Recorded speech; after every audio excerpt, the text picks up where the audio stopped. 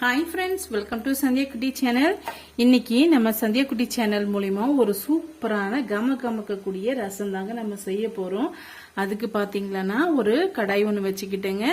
இந்த தக்காளி பழம் முங்குற அளவுக்கு நான் வந்து தண்ணி சேர்த்துக்கிட்டேன். கிட்டத்தட்ட வந்து 1 லிட்டர் அளவுக்கு வந்து நான் தண்ணி சேர்த்திருக்கேன். தண்ணி நல்லா கொதிச்சு வருது பாருங்க. இப்போ வந்து நம்ம ஒரு 1/4 கிலோ அளவுக்கு நம்ம தக்காளி சேர்த்துக்கலாம். தண்ணி கொதிச்சிட்ட பிறகு நம்ம இது போல நம்ம சேர்க்கும் போது சட்டுன்னு அந்த தக்காளி பழம் நல்லா வெந்து வரும். இந்த தக்காளி பழம் எந்த அளவுக்கு வெந்து வரணும் அப்படின்னு சொல்லிட்டு பாத்தீங்கன்னா முழுமையா அந்த தோல் வந்து நல்லா உறிஞ்சி வரணுங்க. அந்த அளவுக்கு நம்ம வேக வச்சு எடுத்துக்கலாம். இப்ப ஒரு மூடி போட்டு வேக வச்சு எடுத்துக்கலாங்க. இப்ப மூடி ஒன்று போட்டு விட்டுக்கலாம். இது வந்து ஒரு 5 நிமிஷத்துலயே நல்லா வந்து தோல் உறிஞ்சி வந்துருங்க. தோல் உறிஞ்சி வந்த உடனே இதுக்கு தேவையான பொருட்கள் என்னென்னு சொல்லிட்டு நம்ம இப்ப பாத்துடலாங்க.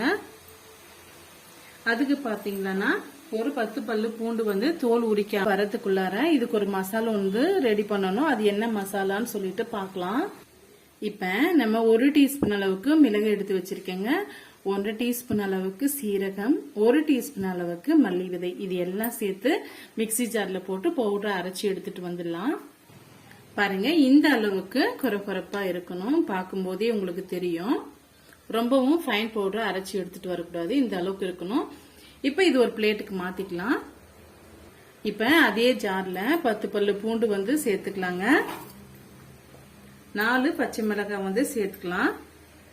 இதையுமே வந்து கொரகொரப்பா அரைச்சி எடுத்துட்டு வந்துடலாங்க. தண்ணி எதுவும் சேர்க்க வேண்டியதில்லை. கொரகொரப்பா அரைச்சி எடுத்துட்டு வந்துடலாம். பாருங்க இப்ப நம்ம தக்காளி வேக வச்சு ஒரு 5 நிமிஷம் ஆகுது. ஓபன் பண்ணி பார்க்கலாம். தக்காளி பழம் பாருங்க நல்லாவே தோல் உறிஞ்சி வந்திருக்கு. இப்ப நான் ஒரு தக்காளி பழம் எடுத்து காமிக்கிறேன் பாருங்க. பாருங்க நல்லா வந்து தோல் உறிஞ்சி வந்திருக்கு.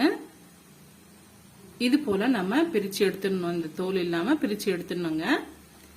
இப்ப இந்த தண்ணி பாத்தீங்கன்னா நம்ம எதுவும் வேஸ்ட் பண்ண வேண்டிய அவசியம் இல்லைங்க. இதே தண்ணியை வந்து நம்ம ரசத்துக்கு யூஸ் பண்ணிக்கலாம். இப்ப இந்த தக்காளி பழம் வரைக்கும் தனியா எடுத்து வச்சுக்கலாம். ஒரு பிளேட்டுக்கு மாத்திங்க. முழுமையா ஆறி வரட்டும். ஆறி வந்த பிறகு நம்ம தோலை வந்து தனியா பிரிச்சு எடுத்துடலாம்.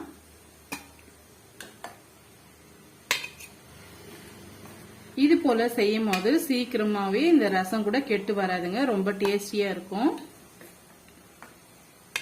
பாருங்க இது போல நம்ம செய்து எடுத்துக்கோம். இப்ப தோல் பிரிச்சுட்டு நம்ம பாக்கலாங்க. பாருங்க மேல் தோல் எல்லாம் நீக்கிட்டு இது போல நல்லா வந்து ஆற வச்சு வச்சிருக்கேன். இப்ப மேல் தோல் நீக்கின பகுதியை வந்து எடுத்துட்டு ஒரு 1/2 டம்ளர் அளவுக்கு பச்சை தண்ணி சேர்த்து இது போல நான் கரைச்சி எடுத்துட்டு நல்லா வந்து அந்த சத பீஸ் எல்லாம் இருந்தது இல்லைங்களா, அதை வந்து நான் கரைச்சி எடுத்து வச்சுக்கிட்டேங்க. தோலை வந்து நான் நீக்கிட்டேன். இப்ப இது வந்து மிக்சி ஜார்ல சேர்த்து இது நைஸா அரைச்சி எடுத்துட்டு வந்துடலாம். இப்ப பாருங்க ரசம் செய்யறதுக்காக நான் கடாயில வந்து எண்ணெய் வந்து சூடுபடுத்திக்கிறேன். கடலை எண்ணெய் அப்படின்னா நல்லெண்ணெய், இது ரெண்டுத்துல எதானா நீங்க சேர்த்துக்குங்க. கொஞ்சம் எக்ஸ்ட்ராவா ஆயில் வந்து சேர்த்துக்குங்க. எக்ஸ்ட்ராவா சேர்க்கும் போதுதான் டேஸ்ட் வந்து ரொம்ப நல்லா இருக்கும். ஆயில் நல்லா சூடாயிட்டு வந்த பிறகு 1/2 டீஸ்பூன் அளவுக்கு கடுகு வந்து நம்ம சேர்த்துக்கலாம். கடுகு பொரியும் போதே 1 டீஸ்பூன் அளவுக்கு சீரகம் வந்து சேர்த்துக்கலாங்க. சீரகத்தோட ஒரு 1/4 டீஸ்பூன் அளவுக்கு கொஞ்சம் குறைவா வந்து வெந்தயம் சேர்த்துக்கலாம். பிளேவருக்காக மட்டும் நம்ம சேர்த்துக்கிறோம். அதிகமா நீங்க சேர்க்க வேண்டாம். இப்ப வந்து மீடியமான ஃப்ளேம்ல வச்சுக்கோங்க. இப்ப கருவேப்பிலை சேர்த்துக்கலாம். இப்ப நம்ம வரமிளகாய் எடுத்து வச்சிருக்கீங்களா, அதை வந்து சேர்த்துக்கலாங்க. இந்த வரமிளகாய் கூடவே பச்சை மிளகாவும் வெள்ளைப்பூண்டும் அரைச்சி வச்ச விழுதை வந்து சேர்த்துக்கலாம். சேர்த்துட்டு ஒரு நிமிஷம் வந்து நல்லா வந்து பெரட்டி விட்டுக்கலாம்.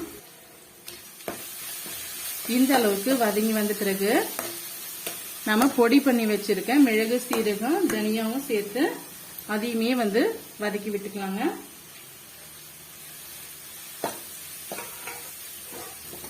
இது கூடவே நம்ம அரைச்சி எடுத்துட்டு வந்த தக்காளி விழுதை வந்து சேர்த்துக்கலாம்.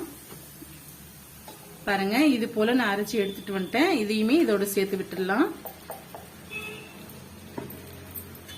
சேர்த்துட்டு இது ஒரு 2 நிமிஷம் வந்து நல்லா வந்து மிக்ஸ் பண்ணி விட்டுக்கலாங்க. இப்ப நம்ம ஒரு குட்டி லெமன் சைஸ் அளவுக்கு புளி எடுத்து ஊற போட்டு வச்சிருக்கேங்க.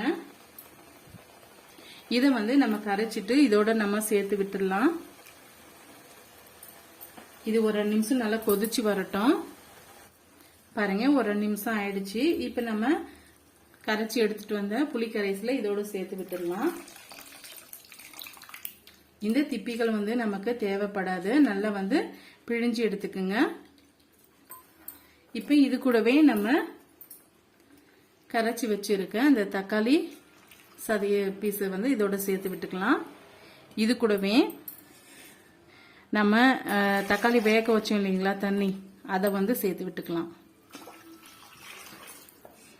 உங்களுக்கு இந்த ரசத்தோட திக்னஸ் வந்து எந்த அளவுக்கு வேணுமோ அந்த அளவுக்கு நீங்க சேர்த்துக்குங்க. ஓரளவுக்கு வந்து கொஞ்சம் லைட்டா வந்து திக்னஸா தான் இருக்கணும். ரொம்ப அதிகமா தண்ணியாட்டம் இருந்தா நல்லா இருக்காது. அதனால நீங்க பார்த்துட்டு தண்ணியை வந்து ஆட் பண்ணிக்கிங்க. இப்ப பாத்தீங்கன்னா நான் வடிச்ச தண்ணி முழுமையா சேர்த்துக்கிறேன், கரெக்டா இருக்கும். இப்ப இந்த ரசத்துக்கு தேவையான அளவுக்கு ஒரு 1/4 டீஸ்பூன் அளவுக்கு பெருங்காயத்தூள் வந்து சேர்த்துக்கலாங்க. இது கூடவே இந்த ரசத்துக்கு தேவையான அளவுக்கு மஞ்சத்தூள் வந்து சேர்த்துக்கலாம்.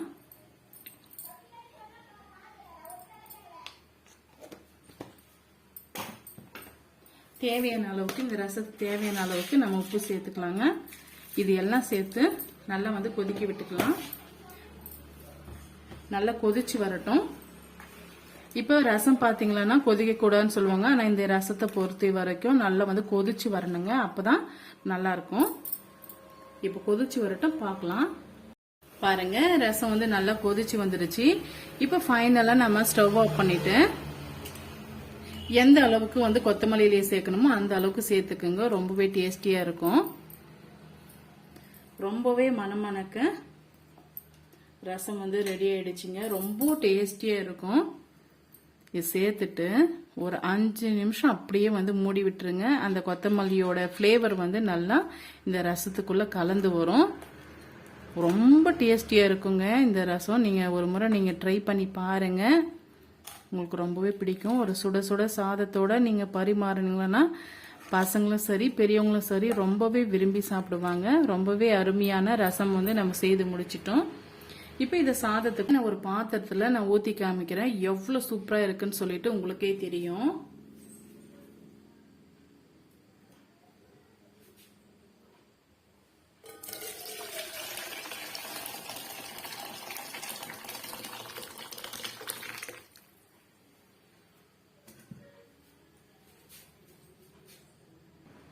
ரொம்பவே கமகமக்க மணமணக்க ரசம் வந்து ரெடி ஆயிடுச்சுங்க. இப்போ வந்து நம்ம சாதத்தோட சேர்த்து சாப்பிடலாம்.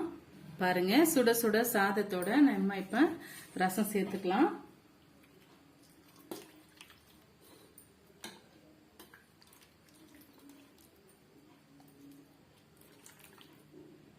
அப்படியே நீங்க வெறுமனாவும் குடிக்கிறதுக்கும் ரொம்பவே டேஸ்டியா இருக்குங்க இந்த ரசம்.